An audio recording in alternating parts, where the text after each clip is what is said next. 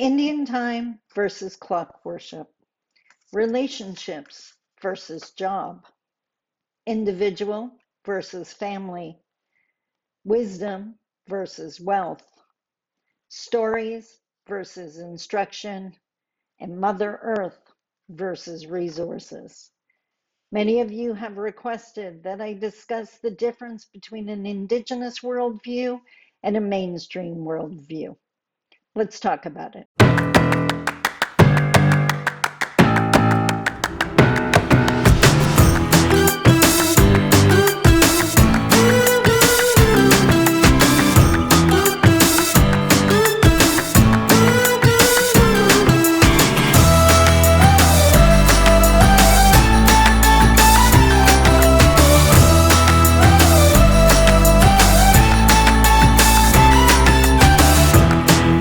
Bonjour.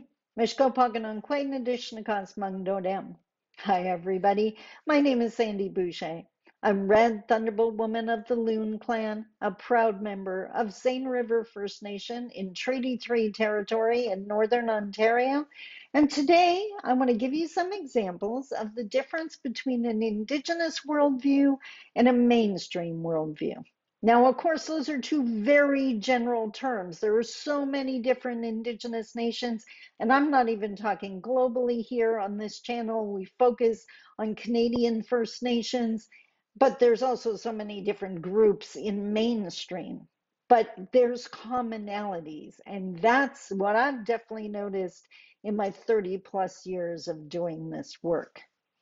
So the first one I wanted to talk about, we might as well go after the big one, is Indian time versus clock worship. So first we're going to talk about Indian time because, as I mentioned in a previous video, that is actually a sacred teaching that has been so morphed by colonialism that even Indigenous people are using it basically as an excuse to be disrespectful and show up whenever you want. And that's not the teaching at all. The sacred teaching is the belief that everything happens for a reason and that what is happening in this moment has to be honored and cherished because this is meant to happen on your life journey, the journey, my life journey, whatever's happening in that moment. You're meant to be watching this video right now. I'm meant to have uploaded this video and recorded it for you to see it when you were ready to see it.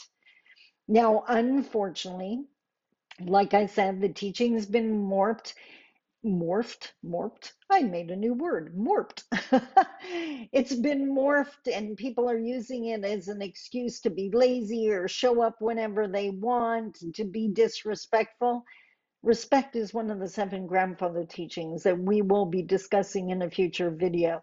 It is not Indian time.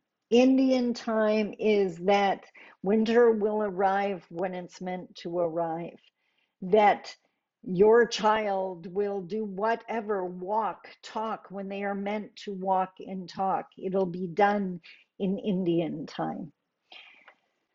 Versus clock worship. And I got now, this is an Indigenous centered YouTube channel. It's Indigenous centered space, and I come at my work from an Indigenous lens. I can honestly tell you, I love the looks of clocks, by the way, so you're going to find them in my office and in my home. I don't listen to them, or I use them as an information source. They definitely don't rule my life to the extent I have not used an alarm clock in more than a decade. I refuse to let a clock tell me when I have to get up. I religiously go to bed when I'm tired. I wake up 7 hours later. Always, I get up between 4:30 and 5 a.m. I'm good. When I have an event to do, I always make sure I go to bed early enough that I'm going to wake up 3 hours before I have to leave, and I give myself extra time to get there. It is not an excuse to be disrespectful. But if there's an amazing conversation going on in the meeting, nothing blows my mind more than how someone will literally get cut off or another person will be not allowed to speak because the big hand just touched the 12 on the clock. It's suddenly an excuse to be disrespectful of someone that might have something very important to say. When I schedule my meetings, I never schedule meetings back to back for that reason. If we're in the middle of a very important discovery, an important point is being made, I'm not walking out because the clock says it's 12 o'clock or whatever the case may be. In fact, what I'll do is get my videographer to insert the sign that appears in my boardroom. So just take a second to check this out. Maybe pause the video so you can read it. Now, isn't that awesome? That is the difference between Indian time and clock worship. So you do you, boo, but I'm going to do me. And that's what building a bridge and reconciliation is all about. It's not about us being forced to do it your way anymore. And it's not about you being forced to do it our way. But it's understanding we got to figure out a way to meet in the middle of the bridge. And there's always a way to meet in the middle of the bridge. The next one is closely related to Indian time. So it's the fact that we value relationships over a paycheck or the clock, a job. If I'm on my way to a meeting with you and I run into my son, daughter, a friend I haven't seen in ages, a friend I saw yesterday, whoever the case may be on the street, and they stop to say hi to me, I'm stopping to talk to them. Again, what's meant to happen in this moment is meant to happen. I don't want to live with, I didn't have time to say hi to them because I don't know if either of us are getting tomorrow. So you value the moment you are given. And if that means I'm going to be 2 or 3 minutes for my meeting, I'm going to be 2 or 3 minutes from my meeting. Now, keep in mind, I always leave way earlier than I have to allow for these things to happen. But on the off chance that that person's really upset and it takes extra time and I end up being late, I'm going to be late. And if that's a huge issue for you, then we're not ready to build the bridge together. And I'm totally okay with that. Now, some employers are absolutely adamant. Now, again, there's a difference between someone, habitually being late every single day. That's disrespect. That's not Indian time. Give me a break. But on those times that something happened, again, like I said, I was so lucky to be working for an Indigenous agency when my mom passed away and to have their support for the 6 months I needed to get back on my feet, allowing me to take a day when I needed to take a day, not because I was abusing the right, but because I could not be there and function. And they understood that without judgment. There's the difference. The other thing, relationship versus job, and I've mentioned this 100 times in the natural resources realm, so mining, forestry, those kind of things. If you've got an employee in your camp and they're away from home and that partner at home is struggling with the kids and running the house and the community and the extended family and whatever, and they every night on the phone, that partner at home is saying how much they wish their partner was home, you're going to lose. As an employer, you're going to lose because we value relationships. We're not scared of poverty. We know poverty. Thank you very much, Canadian government, for setting us up for that one. We fear broken relationships. We fear our children not having their dad or mom around.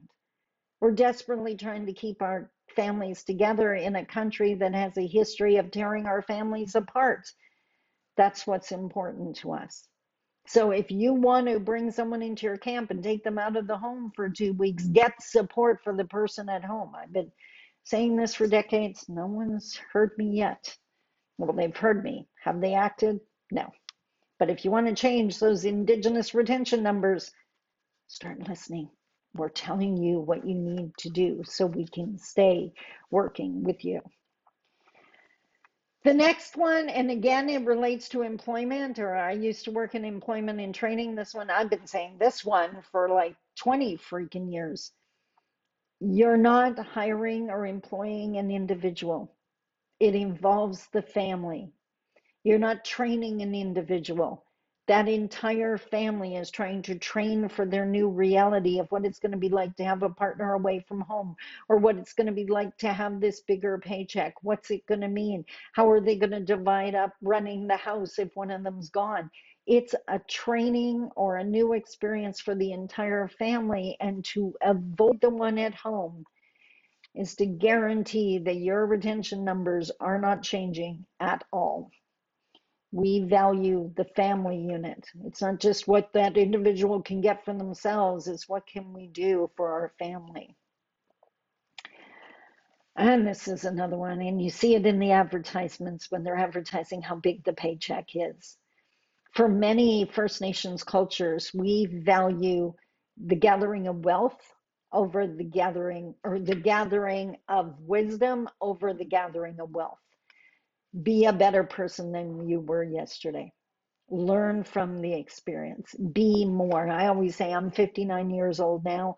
I'm so much more than the woman I was at 29, but I know nothing compared to who I will be at 79 if I'm lucky enough to live that long. But the wisdom is what we get. We don't care the size of the paycheck. Like, if that's going to destroy our relationship, that's not an attraction to us. Tell us we're going to learn new skills and are going to make us a better person. That's going to appeal to us. Not, we can't even imagine what it'd be like to have that paycheck. It might actually even be a detriment to our family if it blows us apart. So we want to be better people. And I really want to point out, these are different worldviews. I'm not saying one's better or than the other. They're just different. But if you want to meet in the middle of the bridge, if you want to put the eagle feather back together, we got to understand this. And there's one stereotype out there that I just keep hearing, or I see enacted, and it's so frustrating when I see it. Indigenous people, many nations, are known for telling stories.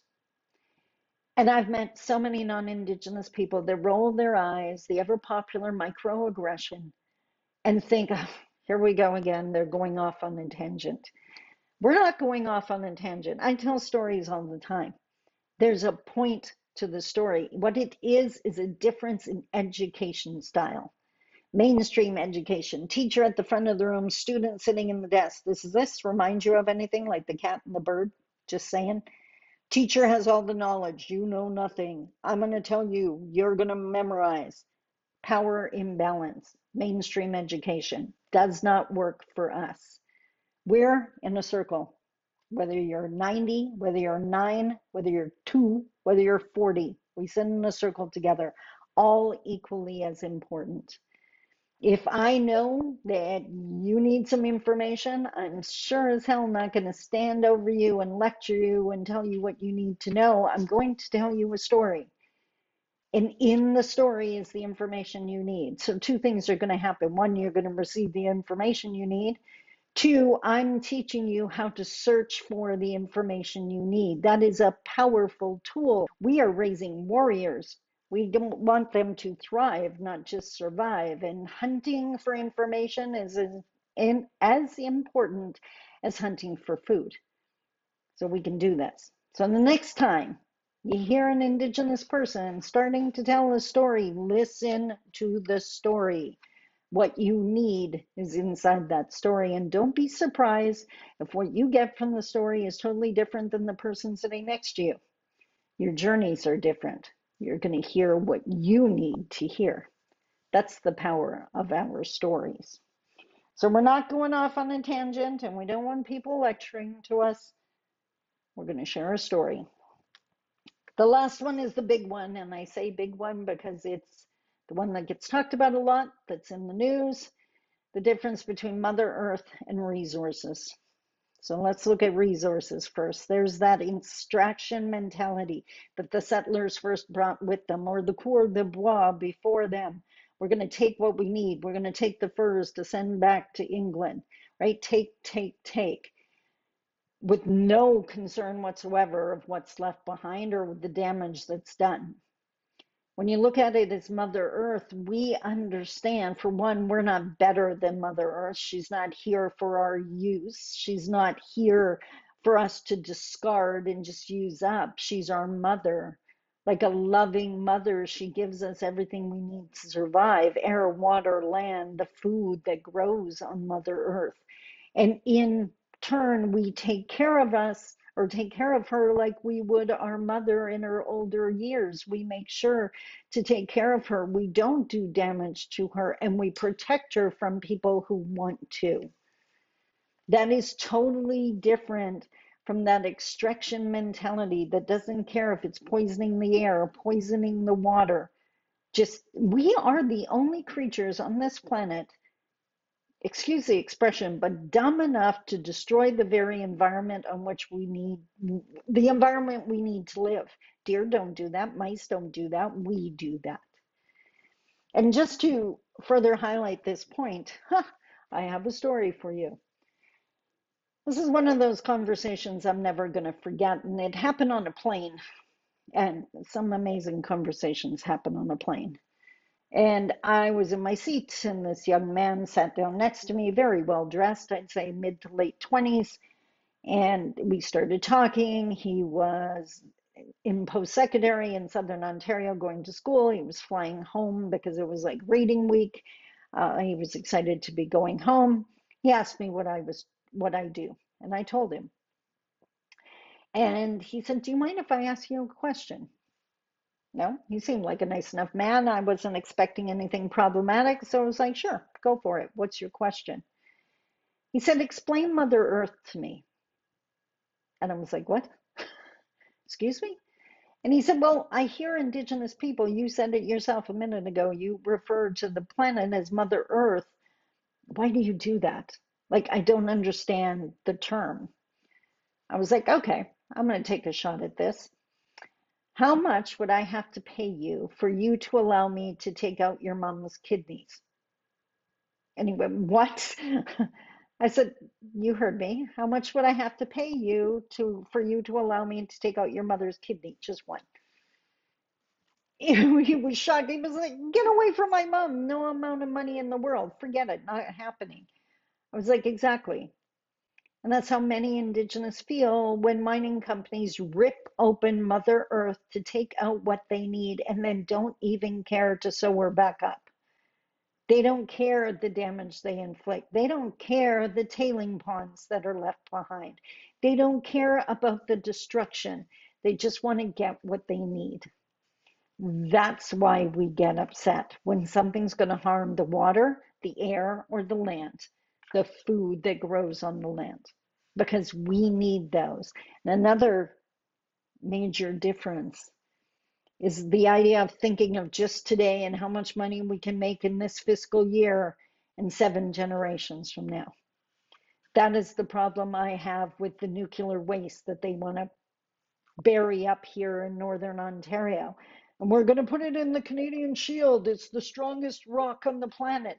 Not if you bore a bunch of holes into it, you goofy people. Like, what? And then on top of that, well, the containers we're going to put it in, they're going to last 150 years. Awesome. My question is always, what happens in 151 years? And of course, they don't answer me, and they think it's silly, and they're not going to be around in 150 years, so they don't care. Our offspring will be. The generations, the descendants that come next will be. Personally, I want those things. If they're going to be stored up here, I want it above ground in some kind of weather protected structure. I want to know immediately if it's leaking so it can be fixed. Because if you're going to put it down somewhere where it can't get to, guess whose water table will be destroyed first? Northern Ontario. And if it's really remote, you can pretty much guess it's Indigenous kids that are going to be poisoned first. And we know it's going to take many, many, many of them dying before that makes the 6 o'clock news. And that is Red Thunderbolt honest. So there's the difference between a few examples of the difference between Indigenous worldview and mainstream worldview. And do I know I'm going to get crucified for this? Absolutely. But you asked. Now you know. I don't want to debate it. I'm not saying yours is worse. I'm saying it's different. And we got to find a way to meet in the middle of the bridge. Until tomorrow, I love you. Take care. Bye-bye.